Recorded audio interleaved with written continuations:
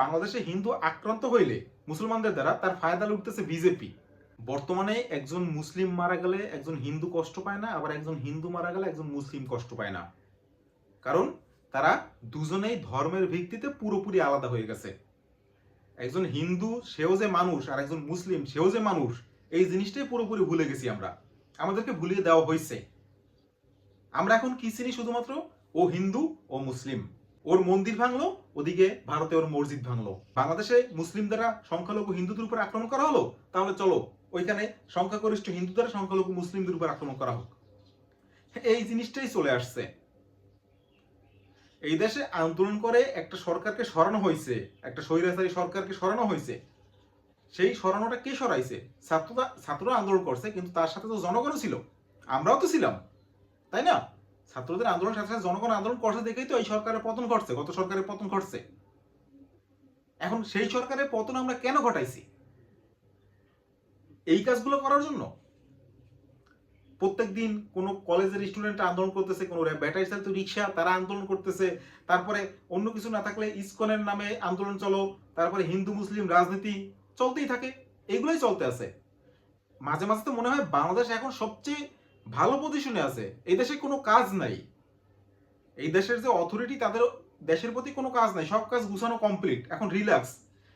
এই দেশের যে পলিটিশিয়ান তাদেরও এখন কোনো কাজ নাই, তাদের হাতে কোনো কাজ নাই। আর কাজ নাই দেখেই তো তারা এই ইসকন হিন্দু মুসলিম রাজনীতি করতে পারতেছে। কারণ অ্যাকচুয়ালি যদি কাজ থাকতো, সাধারণ মানুষের প্রতি যদি তাদের কোনো কাজ থাকতো, তাহলে তো এই কাজগুলো করার সময় পাইতো না। কিন্তু এখন কি চলতেছে সাধারণ মানুষের মধ্যে? প্রত্যেকদিন আপনার নিউ একটা টপিক দেওয়া হচ্ছে। কোনোদিন ইসকন, কোনোদিন হিন্দু মুসলিম, কোনোদিন কোথাও আন্দোলন, কোনোদিন কোথাও আন্দোলন, কোনোদিন রিক্সা আন্দোলন, কোনোদিন ব্যাটারি আন্দোলন, কোনোদিন ছাত্র আন্দোলন, কোনোদিন কোনো কোনো কলেজের আন্দোলন। প্রত্যেকদিন কোনো না কোনো একটা মশলা আসেই, যাতে আপনি অ্যাকচুয়াল যে কাজ আছে কি বা চলতেছে কিনা সেটা ভুলে যান। এই জন্য কি আপনি আন্দোলন করছিলেন, একটা সরকারকে নামাইছিলেন? আপনার কাছে প্রশ্ন। দ্বিতীয় কথা হচ্ছে, এই যে ইসকনে আসি, এবার ইসকন বা এই হিন্দু আন্দোলন 5ই আগস্টের পর, শেখ হাসিনা সরকারের পতনের পর বাংলাদেশে হিন্দুদের উপর যে আক্রমণ হয়েছে, তার পরিপ্রেক্ষিতে হিন্দুরা আন্দোলন করতেছে এই দেশে, এবং সেখান থেকে চলেই আসছে। প্রত্যেকদিন কোথাও না কোথাও ছোট্ট একটু আন্দোলন হচ্ছে, ছোট্ট একটু আক্রমণ হচ্ছে, কেউ মন্দির ভাঙতেছে, কেউ আবার আন্দোলন করতেছে। এই জিনিসটাই চলে আসছে। মূলত তাতে কি হচ্ছে? মানুষের যে নজর সেটা ডাইভার্ট হচ্ছে, আপনার যে অ্যাকচুয়াল কাজ করা সেই কাজ থেকে আপনি ডাইভার্ট হচ্ছেন। আপনার যেখানে প্রশ্ন করা দরকার ছিল আপনি সেই জায়গাটা থেকে দূরে সরে আসছেন কেন? কারণ আপনার ধর্মতে আঘাত লাগছে, এই কারণে আপনি ধর্মের মধ্যে ঢুকে গেলেন, যেটা আপনার হয়তো আগে দরকার পড়তো না। এখন এই হিন্দুদের উপর বাংলাদেশে আন্দোলন হইলে সেক্ষেত্রে ভারতে মুসলিমদের উপর আক্রমণ হবে, সব স্বাভাবিক। বাংলাদেশে সংখ্যালঘু হিন্দুদের উপর সংখ্যাগরিষ্ঠদের যদি আক্রমণ করে, তখন ওইদিকে কি হয়? ওইদিকে যে সংখ্যাগরিষ্ঠ হিন্দু আছে তারা যে সংখ্যালঘু মুসলিমদের উপর আক্রমণ করে। 5ই আগস্টের পরে যখন বাংলাদেশে হিন্দুদের উপর আক্রমণ করা হয়েছে, তখন উত্তরপ্রদেশে মুসলমান যারা একদম দরিদ্র মুসলমান যারা আছে তাদের উপর আক্রমণ চালাইছে, কঠিন আক্রমণ চালাইছে। এখন সেই সব খবর সব আসে না, কারণ ভারতেও কিছু ভারতেও 5টা মিডিয়া আছে। এই দেশের মন্দির ভাঙলে ওই দেশে মসজিদ ভাঙবো, এই চলতেছে এখন এই দেশের রাজনীতি। আর এতে বাংলাদেশটা তো একটা অস্থিতিশীল জায়গায় পরিণত হয়েছে। আর ফায়দাটা কে উঠতেছে? আমি একটা জিনিস চিন্তা করলাম যে সরাসরি এবছর ভারতে ভারতের বিজেপির জিততে একদম, তারা বলছিল 400 পার আসন, পাইছে কত? 230, 230টার মতো। যাই হোক, সংখ্যাটা এক্সাক্ট মনে হয়, ভুলে গেছে অনেকদিন আগে, 231, 30 এরকম পাইছে। অর্থাৎ তারা নিজেদের দমে সরকার বানাইতে পারে নাই, গাঠবন্ধন করা লাগছে আরো 2টা দলের সাথে, চন্দ্রবাবু নাইডু আর এদিকে বিহারের নীতিশ কুমারের সাথে গাঠবন্ধন করে তারপর সরকার গঠন করা হয়েছে। ওদিকে ইন্ডিয়া জোট তারা বড় হয়ে গেছে, কংগ্রেস 99টা সিট পাইছে একটা। এর আগে কিন্তু বিজেপির কোনো বিরোধী দল ছিল না, যেমন বাংলাদেশের আওয়ামী লীগের আমলে বিরোধী দল বলতে কিছুই ছিল না লাস্টের দিকে।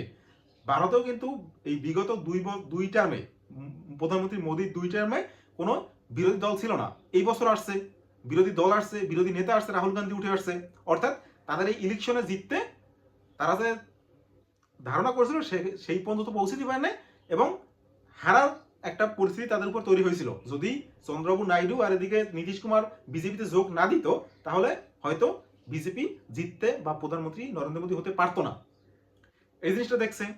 এরপরে একটা জিনিস দেখেন, ভারতে ধর্মীয় রাজনীতি বিজেপি করে আসছে শুরু থেকে। এই যে লোকসভা ইলেকশনের সময় কংগ্রেস জিতলে আপনাদের 2টা গরু থাকলে 1টা গরু নিয়ে যাবে, নিয়ে কাকে দেবে? মুসলমানদের দিবে। সেখানকার বিজেপি হচ্ছে পুরো হিন্দুত্ববাদী দল।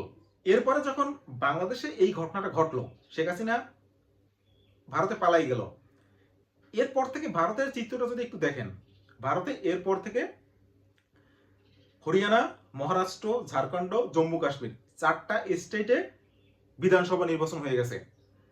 এবং এই 4টা স্টেটের মধ্যে হরিয়ানা আর মহারাষ্ট্র, এই 2টা স্টেটে বিজেপি জিতে গেছে। এবং মহারাষ্ট্রে যে বিজেপি জিতছে সেটা একটা অস্বাভাবিক জয়। মানে গত বছর তারা যে সিট পাইছে, এবছর তার চেয়ে আরো অনেক বেশি সিট পাইছে। এখন আবার ঝাড়খণ্ডে আর জম্মু কাশ্মীর জিততে পারে নাই। এখন ব্যাপারটা বুঝাই বলি, মহারাষ্ট্রে 11% মতো মুসলিম ভোটার মাত্র, হরিয়ানাতেও এরকম। এখন বিজেপি এমনিতেই পুরো হিন্দুত্ববাদী দল। এই বিধানসভা নির্বাচনে নরেন্দ্র মোদী তার স্লোগান কি ছিল? এক হ্যায় তো সেফ হ্যায়। एक है तो एक যোগী আদিত্যনাথের স্লোগান কি ছিল? বাটেঙ্গে তো কাটেঙ্গে। बांटेंगे तो कटेंगे। অর্থাৎ হিন্দুরা যদি আলাদা আলাদা হয়ে যায় তাহলে কাটবে আমাদের। কি কাটবে? অবভিয়াসলি ইলেকশনটা তো দেশের মধ্যে হইতেছে, এমন তো না পুরো পৃথিবীর ইলেকশন হইতেছে যে ইন্ডিয়ার মানুষ সব একই থাকো, এই খায় তো সেফ হয়, বাটেঙ্গে তো কাটেঙ্গে। বা আমরা যদি বাটি তাহলে বাইরের মানুষ এসে কাটে দিবে। ইলেকশনটা তো ভারতের মধ্যে হয়েছে, বাটেঙ্গে তো কাটেঙ্গে কাদেরকে বলতেছে? হিন্দুদের বলতেছে যে একসাথে থাকি, যদি বাটি তাহলে মুসলমানের এসে কেটে দিবে। ইনডাইরেক্টলি তো এটাই বোঝায়। এই স্লোগান দিয়ে মহারাষ্ট্র, হরিয়ানায় তারা ঠিকই জিতে গেছে বিজেপি। এখন আপনি বলবেন এই স্লোগানে কি হয়? আমি একটা ছোট্ট একটা উদাহরণ দেই। আমি এই দেশে জন্ম থেকে মুসলমানদের সাথে বড় হয়ে আসছি, মুসলমানদের কি কি কালচার রীতি আছে সব জানি। এখন হঠাৎ যদি কেউ এসে আমাকে বলে এই মুসলমান তো এরকম, আমি তো ছোটবেলা থেকে মুসলমানদের সাথে বড় হয়েছি, আমি তো জানি মুসলমান কিরকম, আমার তো একটা নির্দিষ্ট ধারণা আছে তাদের সম্পর্কে, তাই না? এখন যে ব্যক্তি মহারাষ্ট্রের মতো জায়গায় থাকে সে হয়তো এগুলো মানে একদম কিছুই না। হতে পারে ওই ব্যক্তির বয়স 80 বছর, কিন্তু জীবনে এখন পর্যন্ত কোনো মুসলিম ব্যক্তির সাথে তার পরিচয় হয় নাই, বা মুসলিম ব্যক্তি কিভাবে তার জীবন ধারণ করে, প্রত্যেকদিন সে 5 ওয়াক্ত নামাজ পড়ে কি কি করে সে জানেই না। এরকম অনেক মানুষ আছে মহারাষ্ট্রে, হরিয়ানায়। তো তাকে যদি যাই বলা হয় হঠাৎ, ধরুন আমাকে, আমি যদি মুসলিমদের সম্পর্কে ছোটবেলা থেকে নাই জানতাম, এখন যদি হঠাৎ একজন এসে বলে জানো মুসলিম কিরকম, তোকে তো এটা করবে, তোকে তো ওটা করবে, এখন ওই ধরনের মানুষের মাথায় এমনিতেই ভয় ঢুকে যায়, তাই না? যে এরকম যদি প্রধানমন্ত্রী এসে বলে যে বাটেঙ্গে তো কাটেঙ্গে, এই খায় তো সেফ হয়, এই স্লোগান দিয়া সেখানে জিতে গেছে। তারপরও আরো একটা কাজ করছে, মহিলাদের প্রত্যেক মাসে 1500 টাকা তারা দিবে বিজেপি। আর ভারতের মানুষ টাকা পাইলে তো আর কি লাগে, টাকা পাইতেছি ভোট দিয়ে দেয়, কি সরকারে যে আসুক তাতে কি, জিতে গেছে। কিন্তু ঝাড়খণ্ডে আবার পারো নাই। এখন ঝাড়খণ্ডে কেন পারো নাই? ঝাড়খণ্ডটাই বলছিল, ঝাড়খণ্ডে যেহেতু মুসলিম ভোটার আছে, বাংলার কাছাকাছি, বাংলাদেশের কাছাকাছি, ঝাড়খণ্ড এসে বলছিল বিজেপি যে বাংলাদেশি প্রচুর নাগরিক ঝাড়খণ্ডে ঢুকে গেছে। এখন ঝাড়খণ্ডের মানুষের যদি মুসলমানদের সম্পর্কে কিছু বলে, তাহলে ঝাড়খণ্ডের মানুষ তো মুসলমানদের আশেপাশেই থাকে, তারা তো জানে মুসলমানরা কিরকম, বাংলাদেশ থেকে কত মানুষ সেখানে ঢুকছে তারাও সেটা জানে, তাই না? তাদের আশেপাশে দেখে যে আসলে সত্যি বাংলাদেশ থেকে ঢুকছে কিনা সেখানে। ঝাড়খণ্ডে বিজেপি জিততে পারে না, ঠিক যেমন জম্মু কাশ্মীরেও জিততে পারে নাই, কারণ সেখানেও মুসলিম ভোটার আছে, ঝাড়খণ্ডে মুসলিম ভোটার আছে। আর এই তো হচ্ছে যে 4টা রাজ্যের ইলেকশন হয়ে গেছে, এরপরে দিল্লিতে ইলেকশন আসতেছে। তারপরে বড় একটা টার্গেট বিজেপির কোথায়? পশ্চিমবঙ্গ, কারণ পশ্চিমবঙ্গে বিজেপি আসতে পারে না। আর এই দেখেন, এখানে যখন চিন্ময় মহাপ্রভুকে গ্রেপ্তার করা হয়েছে বাংলাদেশে, আন্দোলন কোথায় হইতেছে? ভারতে। কারা আন্দোলন করতেছে? হিন্দুরা আন্দোলন করতেছে না। কিন্তু আমি যদি, হ্যাঁ, বাংলাদেশে একজন হিন্দু নেতাকে আটক করা হয়েছে, সেই জন্য যদি এত ব্যথিত হও তাহলে সব হিন্দু আন্দোলন করতে নামো। কিন্তু কে নামছে দেখেন, বিজেপির যে পশ্চিমবঙ্গের যে বিজেপির প্রধান আছে তারা নামছে বিজেপির ব্যানারে। তাও যদি হিন্দুদের প্রতি এত দরদ থাকে তাহলে সেখানে পশ্চিমবঙ্গের সব হিন্দু একসাথে আন্দোলন করে, তাই তো? বিজেপি কেন করতেছে? তৃণমূল কেন করতেছে না? তার মানে কি? রাজনীতি, হিন্দুত্ববাদী রাজনীতি। অর্থাৎ পরের ইলেকশনে পশ্চিমবঙ্গে বিজেপি আসার একটা প্ল্যান। বাংলাদেশে হিন্দুরা আক্রান্ত হইলে মুসলমান দ্বারা বিজেপির একটা প্লাস পয়েন্ট হয়ে যায়, এই কারণে সেটা দেখাইতে পারে একে তো ওখানে গদি মিডিয়া আছে, এখানে কিছু একটু হলে ওখানে বাড়াই চারাই দেখায়, ঠিক আছে। যেমন এই যে আইনজীবী মারা গেছে, নামটা ঠিক মনে নাই আমার, সরি, সেই আইনজীবীকে কি দেখাইছে ভারতের কিছু কিছু মিডিয়া, যে উনি নাকি চিন্ময় কৃষ্ণ দাসের উকিল ছিলেন, চিন্ময় কৃষ্ণ দাসের পক্ষ হয়ে লড়তেছিলেন, এই জন্য তাকে হত্যা করছে মুসলমানরা। এইটাই কিন্তু ভারতের মিডিয়া দেখাইছে।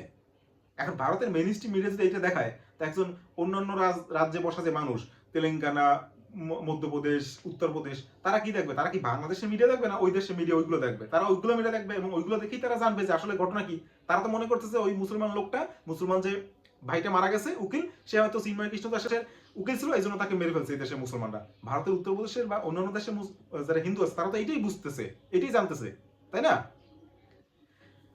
এই জন্যই বললাম, এই দেশে যখনই কোনো আক্রমণ হয় হিন্দুদের উপর, এইটা বিজেপির একটা প্লাস পয়েন্ট হিসেবে কাজ করে ওইখানে, ওই দেশে তারা এইটাকে ভোট ব্যাংকে কাজে লাগায়। যে দেখো, মুসলমান ক্ষমতা যদি আমরা না দিতে পারি, কংগ্রেস যদি আসে, তাহলে কংগ্রেস তো হচ্ছে মুসলমানদের সাপোর্টার, তাহলে তোমাদের সাথেও মুসলমানরা এই দেশে এরকম এরকম করবে, বাংলাদেশে যেটা হিন্দুদের সাথে করতেছে।